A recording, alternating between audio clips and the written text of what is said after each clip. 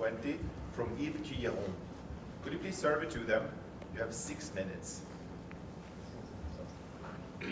Wonderful, thank you very much.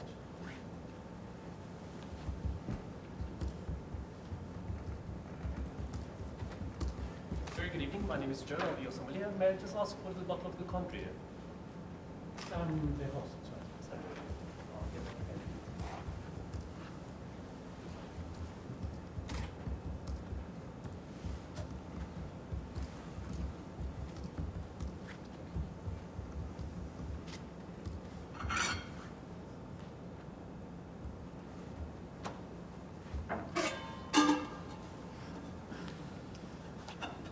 I do apologize, so we're unfortunately out of the country, but we do have alternatives. We have either Marsanne or Broussard that I can offer.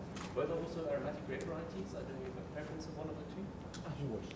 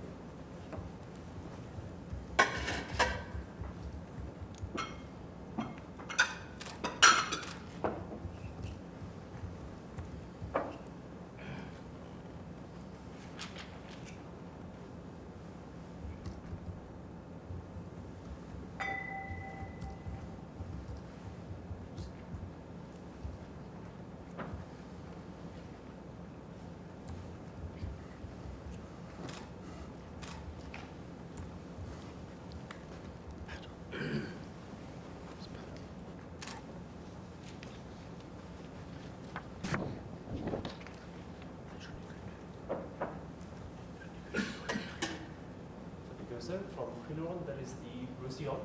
It's from the road, it's a vintage 2002.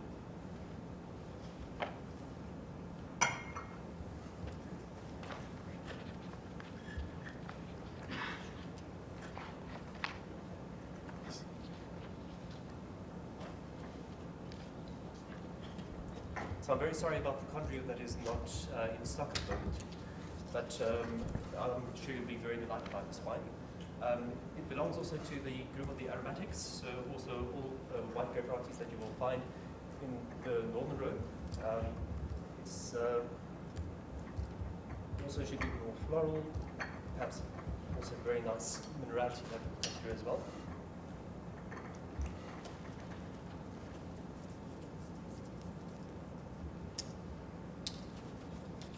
May I check the wine for you, sir?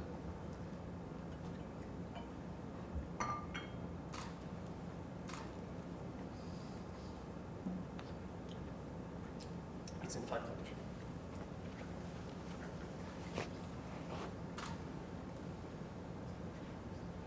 Perfect.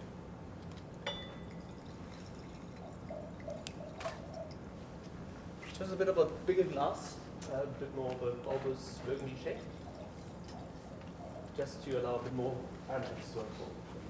Have you given some thought about what you'd like to have for dinner this evening? Or would you like a suggestion perhaps? As you wish. Well, I think it's quite an aromatic wine. I think it could go quite nicely along with a dish that is a bit lighter, refreshing, but also will complement the aromatics quite nicely. I think a very nice ceviche, perhaps, that has some spicy elements, just a little bit of chili, some lime zest would be wonderful as well. It would bring out the aromatics and the fruit of this wine as well. Would you like to keep the bottle close or on the table for you, sir? As you wish. I shall keep it here, and then we can just reset or report for you in a moment. Thank you very much. Any other wishes? Thank you.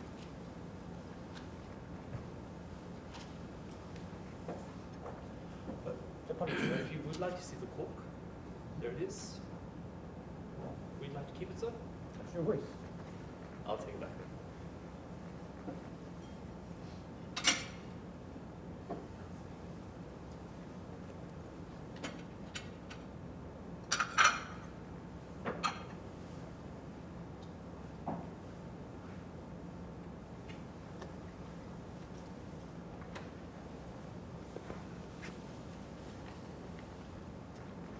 If I may also offer a suggestion, I think this is a good wine to start the evening with. If you would like to carry on, perhaps later to a red wine and keep it in their own area as well, I could gladly also offer a good suggestion there for you. It's also the grape varieties, they are very much suited as well for elegant fine dining. I would say if you look also in the range of Syrah from the Northern Rhone, or perhaps something from the Southern Rhone, a good Chardonnay de Pub, that would be a wonderful also extension of your evening. Then I thank you very much and wish you a pleasant evening. Thank you. Nice people. Come over here. Have a glass of water. Have a sip of water, if you want to. Now we would like you to make a full organoleptic tasting of this wine. You have 4 minutes. Wonderful. Thank you very much. Does the time start? Go. I'll start. Time starts now. The wine in front of us is a red wine. It is of a dark ruby core. There's very little rum variation. It's quite consistent through to the core. I would say the wine is bright. It's got an elevated viscosity. No evident signs of CO2. It is a little bit hazy, a little bit cloudy. Perhaps this is an unfiltered wine. It doesn't mean that there's anything wrong with it. On the nose, the wine is clean. This is a relatively expressive wine. It's quite intense in its flavors. It's extroverted, jumps out of the glass. Predominantly red fruit or dark and red fruit components. I get a lot of plum and cherry, especially ripe cherries, not also in the direction of maraschino. There's also some herbaceousness, also some marshal leaf character to it. Also, I get a lot of spice. The spice, almost in the baking spice, it could mean that this wine was oaked, but I'll just confirm that in a moment as well.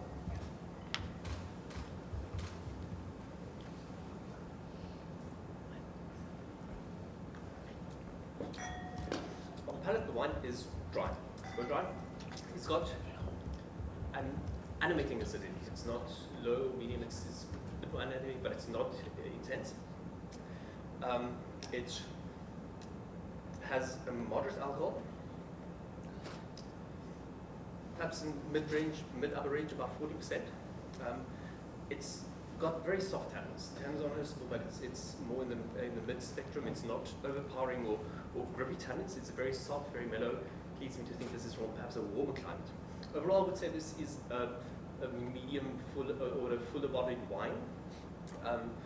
It's got quite a good intensity. Once again, I get the very ripe fruit characteristics, the darker fruit, the cherries, the plums. It's very ripe, very mouth-filling.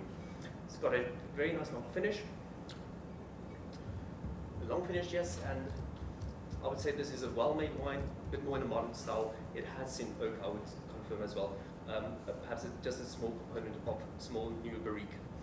This is a good quality wine, I would say in the premium price spectrum, and it has potential to mature. I'm going to keep it for much more than 7 years, I would say though. I think this is one from the warmer climate as from the tannins that are a bit more softer. It could be a grape variety such as a Primitivo with Zinfandel. It could even be something that is a bit more voluptuous. It could be something from in the direction of a Pinot Noir, for example, or perhaps it could be Shiraz from Australia. I would say, however, this is a wine from South Africa. I would say this is a wine from the region of Stellenbosch, Pinot Noir, vintage 2018, more or less. A wine that has about 3 years behind it. This wine is perfect actually in a Bordeaux style glass. I would keep it at a temperature of about 14-15 degrees, not that the alcohol dominates it too much. This wine would also pair lovely with very good also entrecote, for example, a meat dish, but not too much with not too big fat component. You don't have too much stand that will fight against the fat component. And just some very nice starchy sides to the side, I think. Some lovely pomme puree, perhaps a little salad interpretation of edamame beans, and perhaps also a jus with some earthy components, perhaps a bit of mushrooms and truffles will bring out a bit more of the fruit. Thank you very much. Now we would like to ask you to advise your manager, Mr. Boussier, whether you would buy this wine or not, and why. You have 1 minute for this. So, Mr. Boussier, I thank you for listening to the wine. I think this is a very interesting wine. What strikes me about it is it's a wine that has a very voluptuous fruit component. It's very inviting as well to the guest. It's very round and softer. I can see this wine it's a diplomatic wine. It's not something that is too harsh or too intensive, not too much acid or tannin. It works quite nicely, strikes a balance. So I think it will work with a lot of our guests and come across very well. I think this is also a wine that we can use quite nicely in a fiber glass setting in our restaurant, or either also in a wine pairing. And I believe that this wine, as I mentioned in the beginning, is a very expressive and extroverted wine. And I think it has a lot of personality, and I myself, I would gladly be happy to have one of these bottles in my personal cellar, so I could only recommend it as well for our establishment.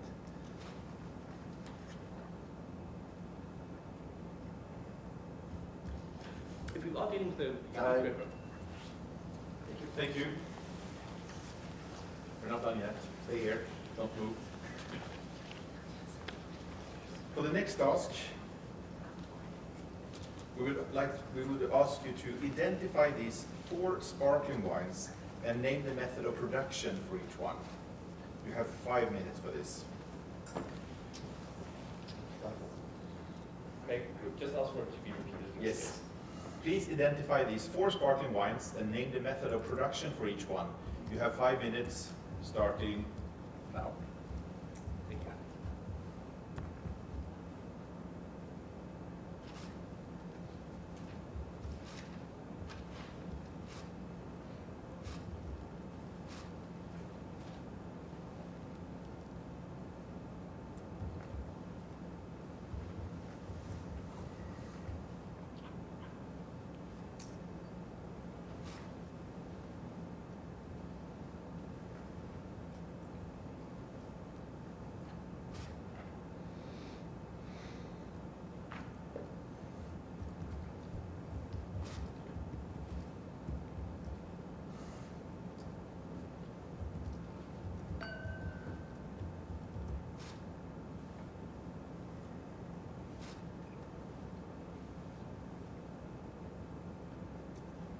I shall start with the 3 sparkling wines that are a bit more light in style, or in terms of the color spectrum.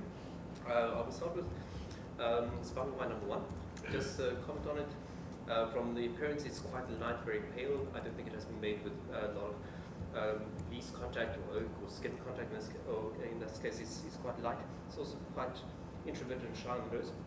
I think we're dealing here with a more perhaps unusual grape variety that perhaps has been made in a method that hasn't seen too much least contact. It could be Chamat, method of Matamoti, or it could even just be a carbonization of a single wine. I would say this is perhaps something in the lines of a Prosecco. Wine number 4 on the other spectrum is the wine that shows a bit more of onion skin color to it. It's got a bit of complexity and depth already in the color. The mousse is already very fine. You can see from just observing. And there's also a lot of flavor complexity happening. I think this is a wine that has depth. There's also this very unique or characteristic smell of brioche and biscuits, something that you get from the secondary bottle fermentation. So I would say this is a traditional method sparkling wine.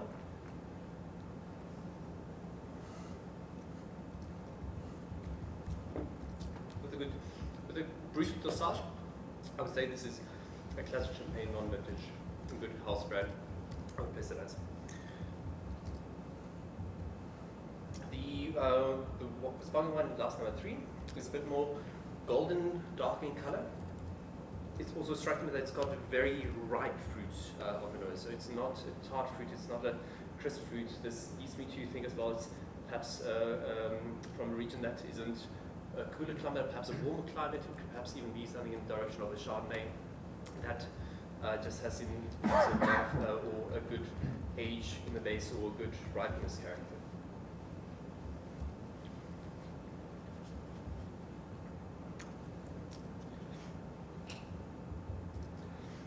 Also on the palate, there's not much animating acidity. The carbon dioxide brings it to the fore, but I think this is rather a bit more flat. I don't think it's got a lot of animating acidity to it. But I do think it is a wine that is made in a classical method, but perhaps not too much least aging. I would think this is, for me, characteristic perhaps of some of the Austrian Zet that I've tried. So sparkling wine from Austria, made in the traditional method, places in the level of a classic, not quite a reserve or grosser reserve that has seen too much aging. The grape variety would be Grüne Veltliner.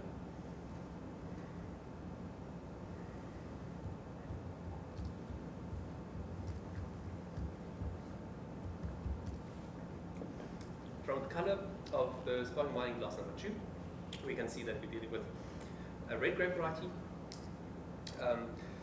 And in this case as well, from the nose, it's quite aromatic, goes a bit more the floral direction, a bit more rose petals, more of your lychee, Cypriot delight or Turkish delight in terms of a flavor spectrum.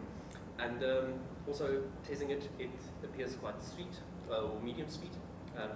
And there's a very fine bubble mousse that is not as well integrated as, we say, some of the other traditional method wines. I would place this perhaps in a region such as France or northern Italy. There is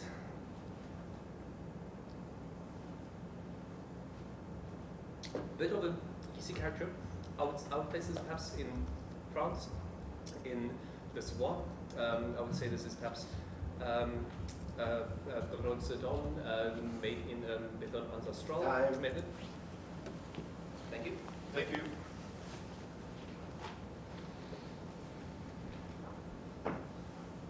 Are you hungry? Well, was the food coming? We prepared some lunch for you. Now we would like you to taste this dish and suggest the best pairing from these wines.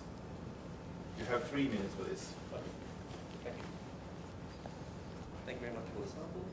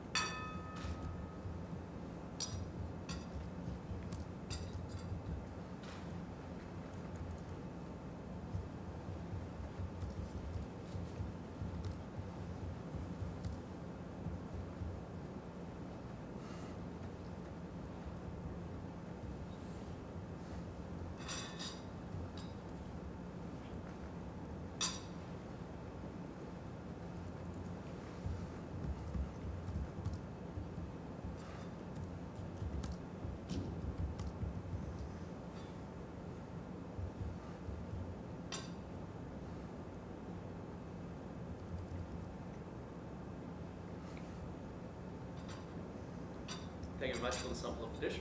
In terms of suggested wine pairing for this dish, I think it's quite interesting that we have sparkling wines as a good starting category, because we're dealing here with a salad, a starter with some beans, maybe with some parsley. It's got very nice starchy, almost fatty components to it, and exactly this needs a wine that has some carbon dioxide or some animating acidity just to break through that fatty and that starchy component. So sparkling wine is, in the first place, a very good idea for this. Lovely, earthy, almost more neutral flavors I get in the dish, in the salad.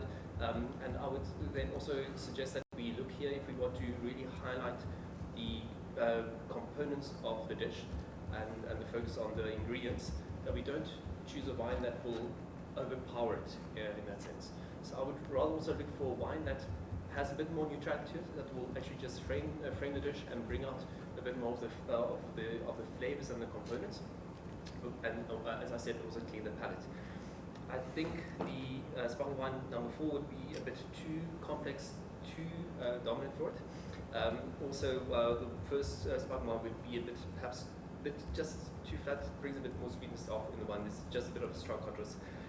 We can also play with contrast, but I would rather not just going into the sweeter direction, so I would also rule out sparkling wine number 2, which leaves me with sparkling wine number 3. I think here in this case as well, there's a breadth as well from the sparkling wine, the ripeness, not too much acidity, and I find this is a wine that just frames the dish very nice. Thank you very much. Thank you.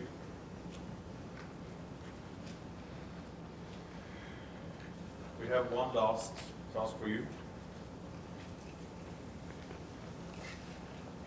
Now we would like you to identify these 3 beverages. You will have 2 minutes for this. Have a sip of water if you like, and I'll tell you when to start. So, identify these 3 beverages in 2 minutes, starting now.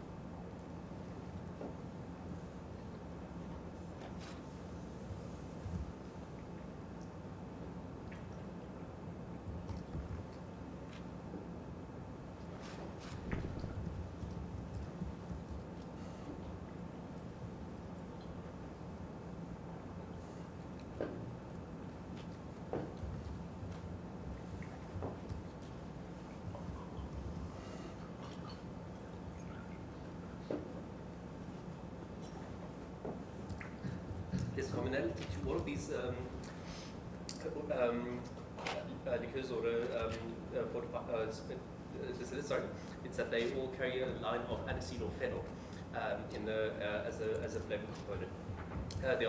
There's a distinct sweetness in the glass of number 3.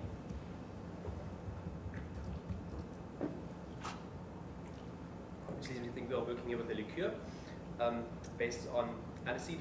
I would place this as a classic ouzo from Greece.